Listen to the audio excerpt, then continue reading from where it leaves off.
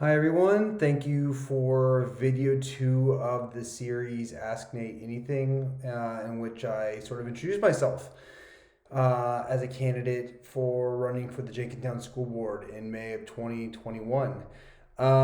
If you haven't already done so, feel free to check out the first video in which I sort of go into a little bit more detail as to why I decided to run for school board in the first place. The idea behind these is that, I don't know how many community events will be hosted this spring where I get to see everybody in person. So I want to, kind of make this video series to introduce myself and talk a little bit about my philosophies, my background, so that folks can get to know me a little bit better.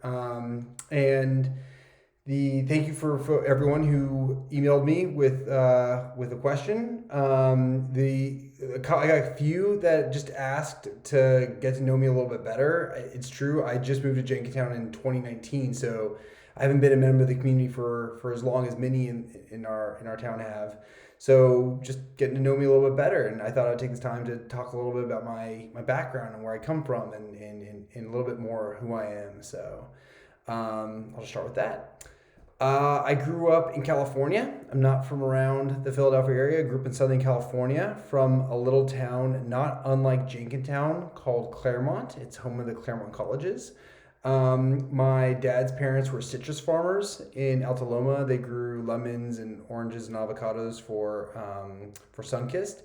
And my mom's parents were teachers, public school teachers from San Diego. My grandfather taught high school biology, and my grandmom was a kindergarten teacher. Both my parents went to the Claremont colleges, and that's why we later settled there as a family. Teaching skipped a generation. My mom worked at Scripps College, which is the women's liberal arts college in Claremont. And my dad works for a large engineering firm now.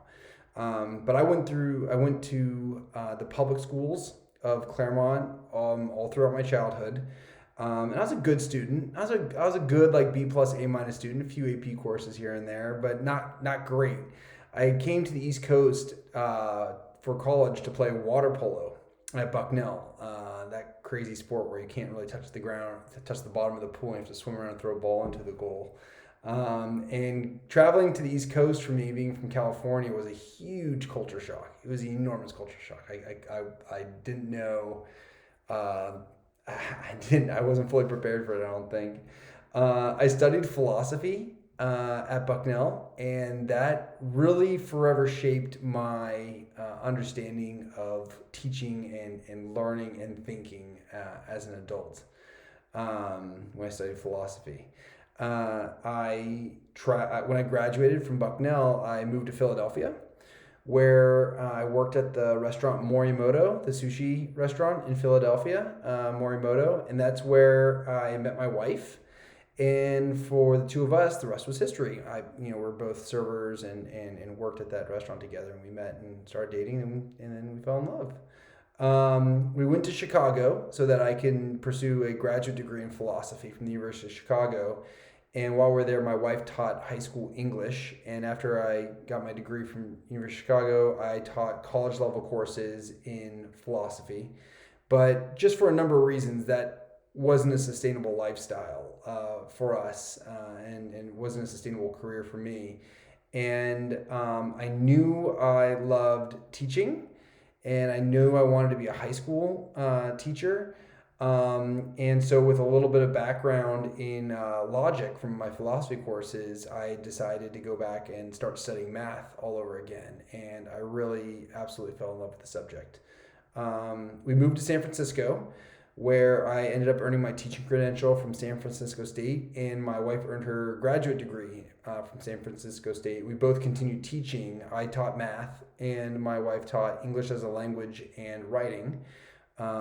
We had our first child in San Francisco, and right around her first birthday, we knew we needed to leave San Francisco. It's just too expensive to stay, and we wanted to be closer to family as well. We didn't have any family in San Francisco, but before we decided to move back to Philly, we were offered a job to teach in Morocco, and we wanted to have one more adventure before settling down. So we went to Morocco, the country in Africa, to teach for a couple years.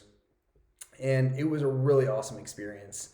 A lot of firsts. But we were able to continue our careers teaching, and just had a really amazing experience living there, and learning so much. But when our contracts ended, we knew it was time to ultimately move home to be closer to family. We moved to Philly, to Manayunk, and we had our second child, and I took a job teaching at the Haverford School for Boys, where I still teach. And my wife now works at the French International School of Philadelphia, so still teaching there. And when I first started teaching, it's actually funny. When I first started teaching, I never thought I would end up at a single-sex independent school on the East Coast. Like, that's not at all what I had in my mind. But it is. It's really amazing the directions that life take you, and I really do enjoy the opportunities now every day, challenging my students, deconstructing their assumptions, and really pushing them to the limits of their curiosity and intellectual engagement, which I do really consider to be the task of all teachers, regardless of the subject that they teach. After a few years in Manayunk, we moved to Jenkintown, simply because it's such a lovely community. We were attracted by the school district, of course, the very neighborhood feel of the whole community. And of course, now we are very, very close to family. My mother-in-law lives right up the street. We're very close to family. We'd never been homeowners or lived in a single place for too long. And so now at this stage in our life, we're just really looking forward to putting down some roots and being members of this Jenkintown community.